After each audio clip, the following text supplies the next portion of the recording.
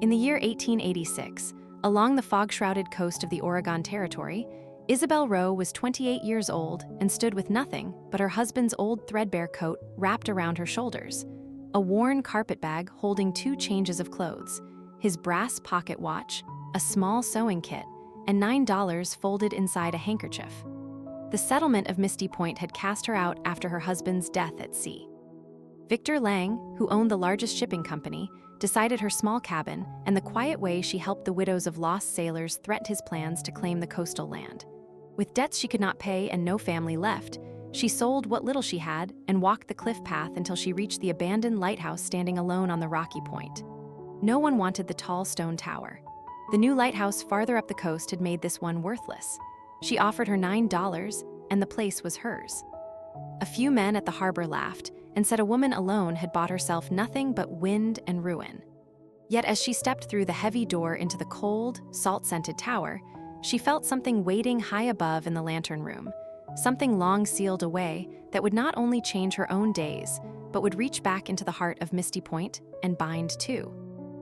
Fates that had been drifting alone for too long. Settle in and let us tell you the story of Isabel Rowe. If this story finds you standing at the edge of something others have already walked away from, we would be grateful if you shared your thoughts in the comments below. Isabel had grown up learning that strength was measured by what one gave when others had nothing. After her husband was taken by the sea, she tried to hold to that belief, taking in sewing and teaching the widows children. Elias Grant, a quiet carpenter who had once sailed these waters, had watched her from a distance for a long time. He had lost his own brother in the same winter storm. He never spoke much, but he often left wood or tools near her cabin without a word. When Victor Lang came offering her a low price for her land and she refused, whispers began. The Harbor Council gave her 7 days to leave. On the 7th morning, she sold the last of her husband's tools and walked the cliff path with her carpet bag and $9. Elias stood among the men who laughed that day, but he did not laugh. The old lighthouse stood silent against the gray sea. She spent 3 days clearing broken glass and sweeping the tower. On the 4th morning, while cleaning the lantern room high above the rocks, she noticed a section of the stone wall near the base of the great lens gave slightly under her hand. She pried at the loose stone and found a narrow cavity.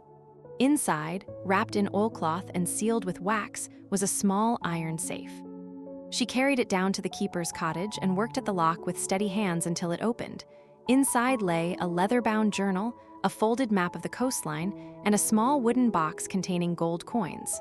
The journal belonged to the first keeper, Thomas Hale, but tucked between its pages was a separate letter, yellowed with age and addressed in a careful hand. Page by page. Isabel read how Thomas had kept records of every ship that passed the point and how Victor Lang's father had deliberately sent vessels too close to the rocks during storms to collect insurance money after they wrecked. The letter at the back was different. It was written to a young sailor named Elias Grant, telling him that his brother had been one of the men Thomas pulled from the water that night, and that the boy should never forget there were still good hands in the world willing to reach for those the sea tried to take. Isabel sat for a long time with the letter in her lap. The discovery would not make her rich, but it held both the truth the town had buried and the name of the quiet man who had been leaving tools by her door. Word of what she had found moved through the harbor like fog rolling in from the sea. The widows came to the lighthouse first. Together they decided the truth belonged to everyone. They called a meeting at the old hall near the docks. On the evening of the meeting, Victor Lang arrived with 2 of his men. Isabel stood at the front with the journal and the letter in her hands. When Victor tried to dismiss her and claim the lighthouse land as his own, she read the entries about the ships that had been wrecked on purpose. The room grew very quiet. Then Elias Grant stepped forward from the back. He had once sailed under Victor's father and quietly confirmed that some of what was written was true. Victor's face darkened. He turned and walked out of the hall without another word. His men followed him. After that night, the settlement began to change in quiet, stubborn ways.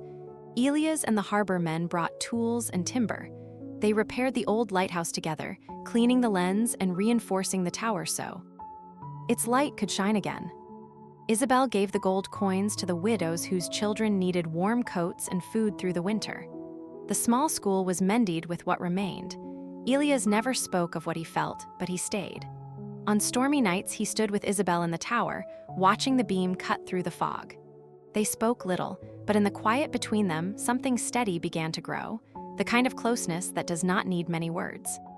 We began this story with a woman of 28 who had been cast out with $9 and who bought a forgotten lighthouse because it was the only door still open to her. What she found sealed inside the tower was not fortune for one life, but a reminder, written in faded ink and wrapped against the salt, that the worth of a settlement lies in the truths its people are willing to face together. And that sometimes those truths can also bind two hearts that have been waiting without knowing it. Isabel Rowe did not keep the discovery for herself. She gave it back to the hands that had once raised the tower. And in doing so, she gave Misty Point back a piece of its own forgotten heart. The old lighthouse no longer stood silent. Its light was lit again on stormy nights.